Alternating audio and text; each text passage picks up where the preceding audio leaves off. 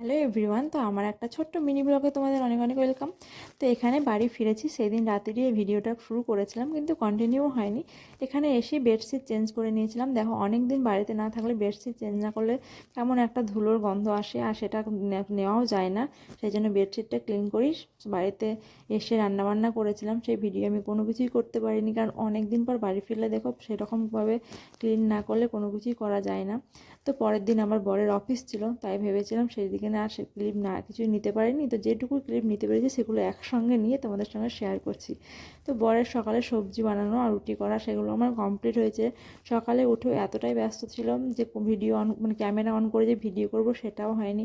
তার মধ্যে মা আমাদের সঙ্গে এখন ফেরেনি, মানে আমরা দুজনেই ফিরেছি। আর আমার একা একদম এই সব কিছু সামলানো এটা একটু এখনও করে উঠতে পারিনি।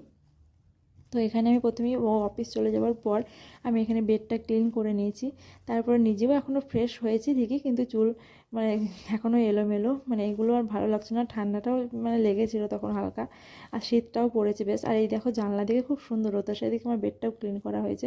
তারপরে কিচেনে গিয়ে আমাকে রান্নাটাও তাড়াতাড়ি কমপ্লিট করতে হবে, কারণ অফিস থেকে আসবে ভাত নিতে, মানে দুপুরে লাঞ্চটাও সব নিয়ে যায়। তো সেই জন্য আমি এখানে রান্নাটাও তাড়াতাড়ি চাপিয়ে দিয়েছিলাম। আর রান্নাটা যত তাড়াতাড়ি কমপ্লিট করতে পারবো তত তাড়াতাড়ি আমারই ভালো। তার মধ্যে স্নান পুজো সব কিছু, মানে এত কিছু একবারে সামলানো প্রথম দুদিন একটু মানে ম্যানেজ করতে অসুবিধা হলো। তারপরে জিনিসটাকে আমি ঠিক মানে ম্যানেজ করে নেবো, এটাই আর কি। তো এখানে রান্নাটা আমাকে কমপ্লিট করতে হবে এটা ভেবেই আমি তাড়াতাড়ি করেছিলাম। আর সকাল থেকে কোনো ক্যামেরা অন হয়নি। তো এখানে আমাকে বর পেঁয়াজকলি এনে দিয়েছিল, আগের দিন রাতে মাছ এনে দিয়েছিল। সে অফিস যাবে, আমার আর বেরোনো হবে না।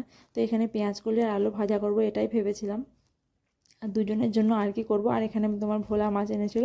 তো ভোলা মাছ তোমরা কারা কারা খেয়েছো অবশ্যই কমেন্ট করে জানিও। তো ভোলা মাছ দিয়ে সর্ষে পোস্ত করেছিলাম। তো এখানে যখন পেঁয়াজ কলিগুলো কাটছিলাম, মানে পেঁয়াজের ঝাঁঝের মতনই লাগছিল, মানে পেঁয়াজ কাটলে যেমন চোখে একটা ঝাঁঝ লাগে, পেঁয়াজ কলি তো সেম। তো বছরে এই মানে শীতের প্রথমে এই পেঁয়াজ কলিটা প্রথম খাচ্ছি। মানে পেঁয়াজ কলি এতদিন খাইনি, আর এখনও যথেষ্ট পরিমাণে পেঁয়াজ কলির দাম। এখন সবজির দাম প্রচণ্ড পরিমাণেই, তো পেঁয়াজ কলি দেখতে পেলে ও খেতে, মানে আমার বর খুব খেতে ভালোবাসে, তো সে নিয়ে এসেছে। তো ঠিক আছে, চলো আজকে পেঁয়াজকলি ভাজা আর মানে ভোলা মাছের সর্ষে পোস্ত, এই যাই হোক তোমাদের সঙ্গে এই ভিডিওগুলো আমি কোনো কিচ্ছু শেয়ার করতে পারিনি। তো এই ভিডিওটুকু এইটুকুই, মানে এরপরে আর কন্টিনিউ করা সম্ভব হয়নি আমার পক্ষে।